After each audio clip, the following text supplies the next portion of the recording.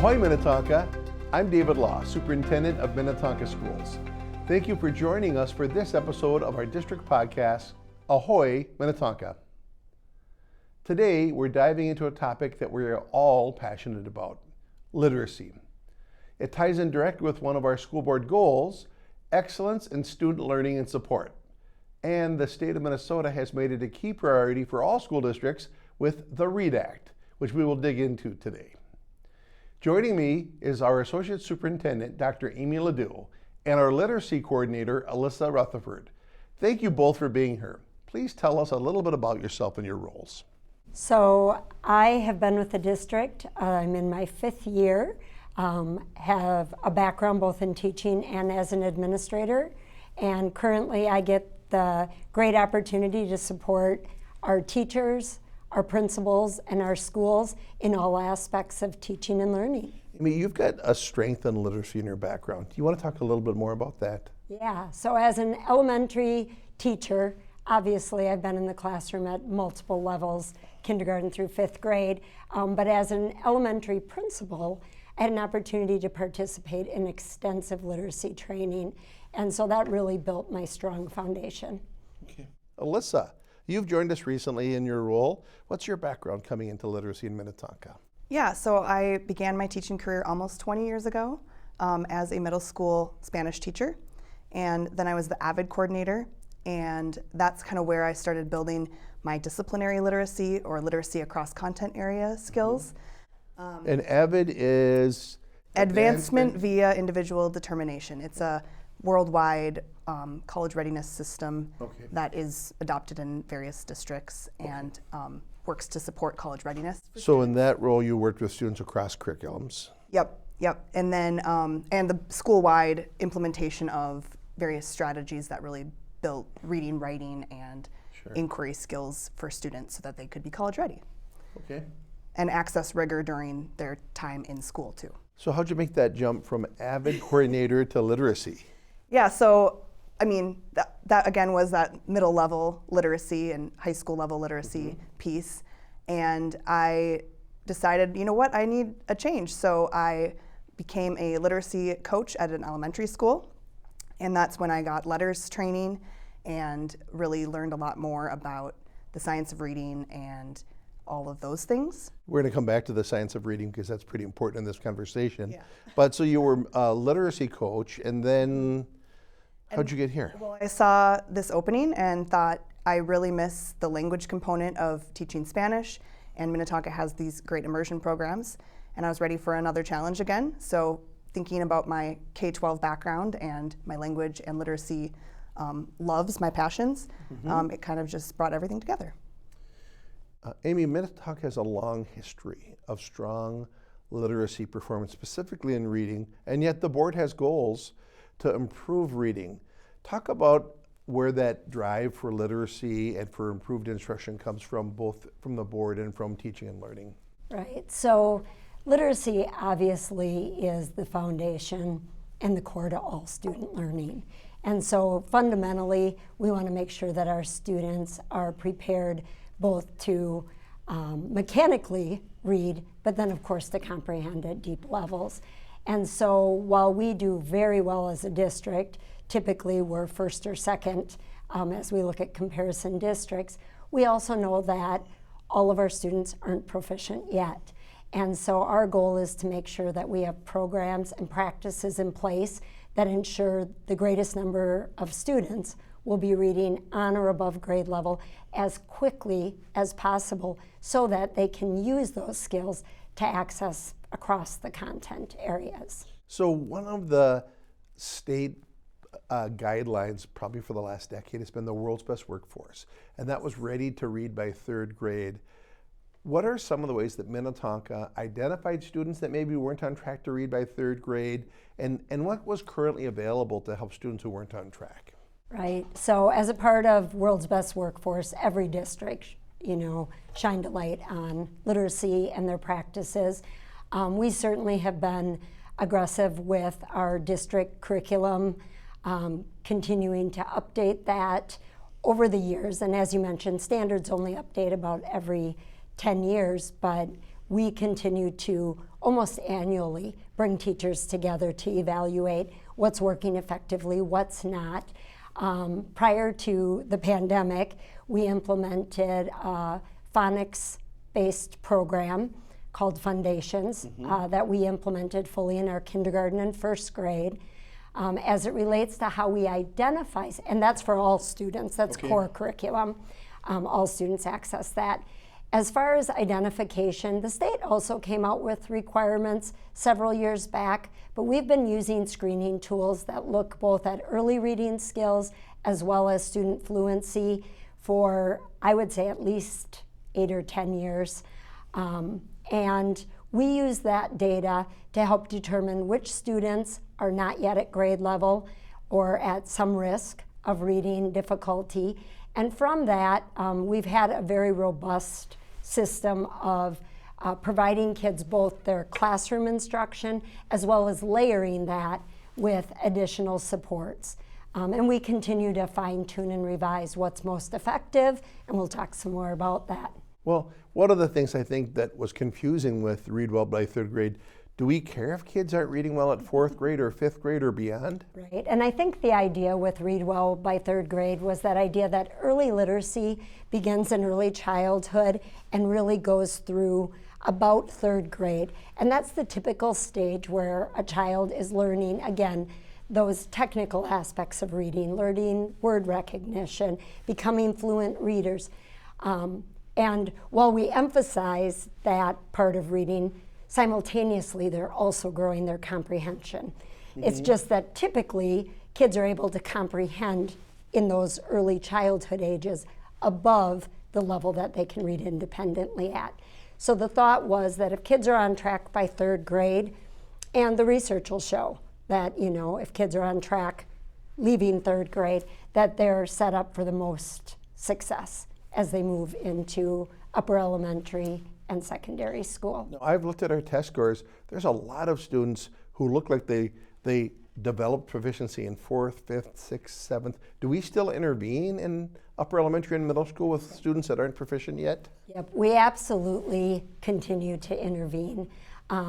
We screen our students in kindergarten through 5th grade in Minnetonka, and students who are not at grade level, we continue to monitor and screen depending on what their needs are, and provide targeted instruction based on those needs so that we can ensure that we're helping all students get to grade level and beyond as quickly as possible. Well, one of the things during your time in leadership, and Alyssa, I'm going to get to you, but I know that some of this is before you came to Minnetonka, there was a state push to start screening for dyslexia as part of our programming. And we have students that start in kindergarten in Spanish or Chinese, and there's that language acquisition of that language. How do we ensure that all of our students, regardless of immersion or in English, we're screening for their growth and for dyslexia? So we are screening all students when they enter kindergarten to see if they are on track with the expected early literacy skills. And then students who continue in English continue to be screened with a similar screener 3 times a year. And then teachers use that data to make instructional decisions. Students who enter immersion, we screen them in the targeted language. And we make sure that they're acquiring literacy skills in the language of instruction, and continue to work to align our practices to meet the needs of students who are in immersion but might have some reading difficulties. And then we will start looking at needs also in English. And I'm going to add on that Please do. we have the fortune to have reading specialists in both of our partner languages. So reading specialists who intervene if kids aren't on track for their Chinese literacy goals, and also in our Spanish programming. So if they're showing that they're not developing literacy skills when they're in their immersion program, they can get intervention early on in the partner language, which is what immersion research tells us we should be doing, is intervening in that language of instruction. So, And of course, we also have those reading interventionists in our English Yeah, program. sure, yes. So we have a robust system of teachers that partner with our classroom teachers to provide kids more time and more support when they're not at grade level yet. So one of the things, last week I was visiting a reading intervention class at a middle school, and I was with two of our board members, and the students were getting reading support because they weren't yet proficient for their grade level coursework, yet they were reading some pretty complex stuff. And I think there's a difference between proficient and illiterate. I mean, I think these kids were literate, but just not at grade level. What is proficiency? What does that mean? Proficiency really means that they're able to demonstrate their ability to apply, use the standards that the state of Minnesota sets out at any grade level. When we talk about the MCAs, when we talk about reading, it means that they can read fluently and comprehend. And does it get harder at every grade level? It does. Okay. It does. It definitely gets more difficult as kids move through the system. And it's not unusual to have students who are fluent readers and accurate readers who are still struggling to make meaning. And that's where we work on different strategies about the conversations that kids should be having inside their brain and the questions they should be asking themselves while they're reading, before reading and after reading, so that they build their understanding. And a key to that also is then, of course, vocabulary, because being able to decode words is the first cornerstone, but then being able to understand the content really is dependent both on vocabulary and students' background knowledge. Well, Alyssa, I'm going to lean to you because this whole discussion about the science of reading, this wasn't something people were talking about in the 90s, and now, wow, it's everywhere. Were none of our teachers trained in the science of reading, or were there parts that were included in their college experience? Talk to me about this transition. I mean, so I think it depends on when and where you went to your pre-service training, right? And you know, the National Reading Panel came out in the year 2000, which was a long time ago, and a lot of that research has been replicated and is still solid as our basis for the science of reading. And then, of course, there's been additional studies, and not just in English literacy, but in other languages that kind of show how our brains read. One of the kind of big breakthroughs is being able to look at somebody's brain with brain imaging to see how the brain processes while it reads. And so that's kind of been some of the recent research, is to inform what that means for our instructional approaches. And so that's the research, but then it's like, how do you put that into practice instructionally? And one of the big components recently is the idea of mapping the sounds to the spellings and trying to build that pathway in the brain, because that's a piece of our brain that hasn't, like, we're not born with that piece. That pathway has to get built through explicit instruction. I watched some of that in class last week. It was really impressive. Yeah. So mapping the sounds with the spellings, some kids, that pathway gets built a lot more easily than others. Some people can actually pick it up just by hearing their caregivers read to them. Other people really need that systematic and explicit phonics. I would say, like, they're saying like 60% of the population really needs to be taught explicitly how to match those sounds to those letters. So from 2000 to 2024, that's a long time for adults to struggle with implementing what a national panel recommended. Were people indifferent, or were they committed to old practice? What accounts for the national delay in shifting to the science of reading, do you think? I think it's multifaceted. If you want like a really nerdy podcast about it, a novel idea from the Iowa Center for Reading Research goes all the way back to the 1700s and covers all of the like ups and downs of the reading wars from then until now. So there's been wars about best practice in reading going back 300 years? And yeah, I guess. And the reality is, I think what matters more is less about, I think we kind of nitpick about the little things when really we should be thinking about the big things. Like, there's word recognition and there's language comprehension, and we need both to be robust in order for kids to be able to be proficient readers. So I've heard you say the pillars of reading. What are the essential pillars that every classroom should have? So that's from that National Reading Panel. They didn't call it the pillars, but people have since kind of dubbed it the pillars. It's the 5 components: phonemic awareness, which is the sounds. Let's see if I can do this off the top of my head. I can help. Vocabulary, which is obviously word knowledge, and then fluency is being able to take the sounds and read them, decode them in a way that's fast enough that you can actually comprehend, which comprehension is the other component. I'm missing one. You're missing phonics. Phonics, there we go. And I think it's also important to note that with the science of reading, often people think that just means phonics. It means all 5 of those pillars, and it means kids using those interwoven. And I would say a base of oral language too, right? You have to, like Amy mentioned earlier, the kindergartners can understand at a higher level than they can read independently. So building kids' ability to talk and discuss is equally important, because you can't necessarily read something you can't speak about. Sure. So you came on before there was a READ Act in place. What were you doing when you first started in Minnetonka?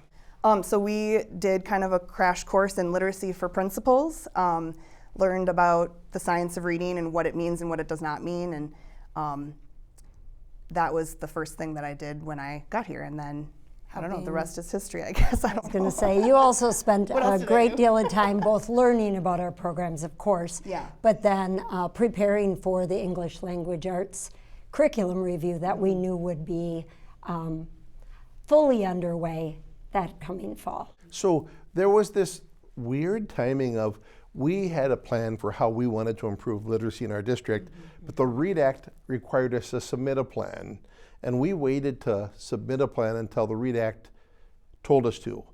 What caused that delay? So, as you know, we set a goal the fall before Alyssa started, and the fall before the READ Act even was being talked about broadly.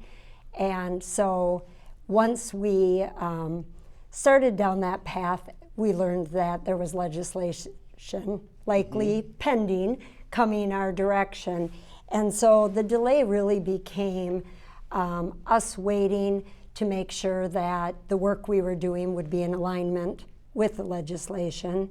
We were eager to do training with teachers, so as Alyssa mentioned, we started with our leaders.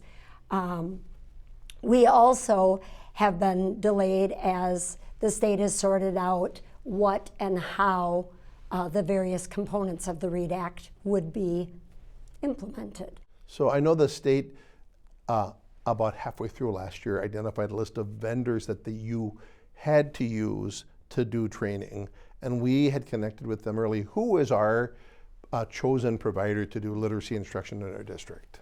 Our provider is CORE, and they also have one of the online programs that do you want me to talk about it? You can name it. So how does that work with CORE?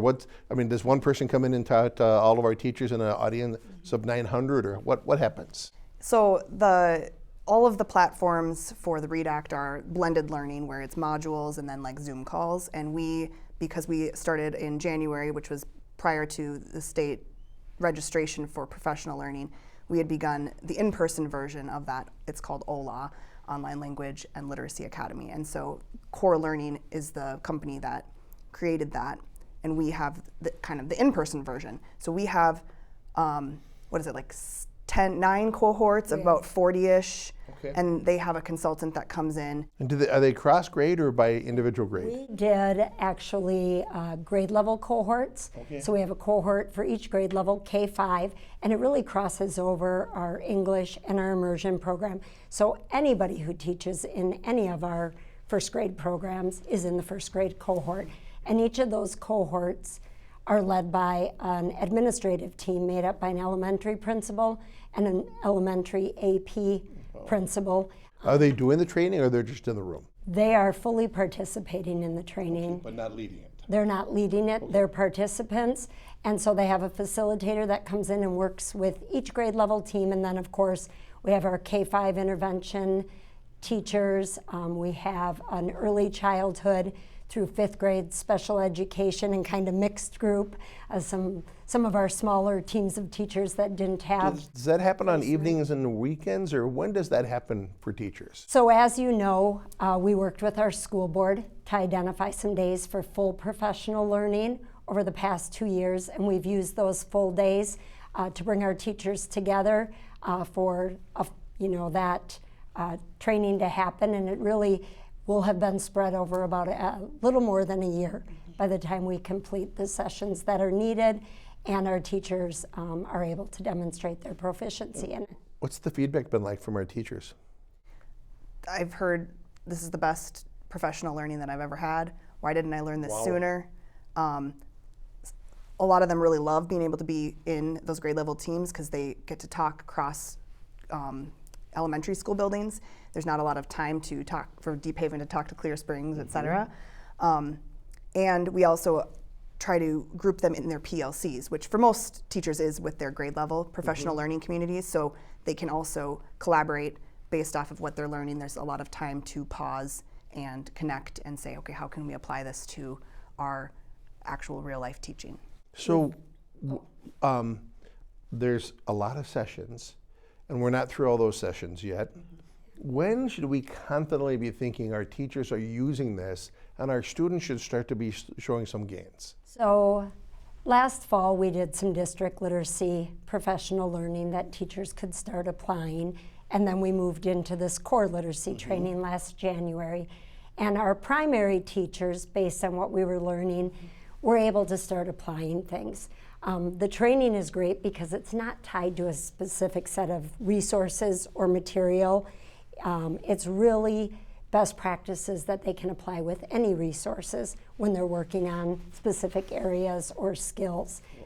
I know that there's a English language arts adoption. We're probably going to come back because this has been so great. We've got more to talk about, and we'll probably have to do a second podcast about just literacy continued, including the new ELA and an update on our READ training. But this has been great to explain the district's commitment, what a literacy coordinator does, how we've been training our staff. In terms of just our literacy efforts and reading, is there anything else you think is important to share today? I think the last thing that I think is really important to share is that while we've focused much of our time today on the elementary, we really are looking at literacy from E to grade 12, and we've had efforts in our grade 6 through 12 content areas, in addition to the reading specialists or teachers who teach special education. So this really is a district-wide effort, and it's really thinking about that continuum of learning to read and of being great thinkers. And so we'd be excited to tell you more about that as well. I was just in a middle school science class, and the teacher was teaching reading, covering science content. And probably the kids didn't know that, but I had heard the lesson that we'd given teachers and was watching him model those things. And just a drop in, he didn't know I was coming, so that was really impressive. Well, I want to thank you both for giving up some time to explain to our community what we're doing with literacy and a lot of this science of reading and pillars of literacy and READ Act and all those changes. I'm excited for the changes happening in our schools and eventually what we really care about, for kids to start feeling like they're more confident readers. Thank you both so much for joining us today for this episode. And thank you for joining us and learning more about literacy and reading in Minnetonka. And we look forward to doing another episode with this group as we talk about English and language arts and curriculum. But until next time, ahoy, Minnetonka.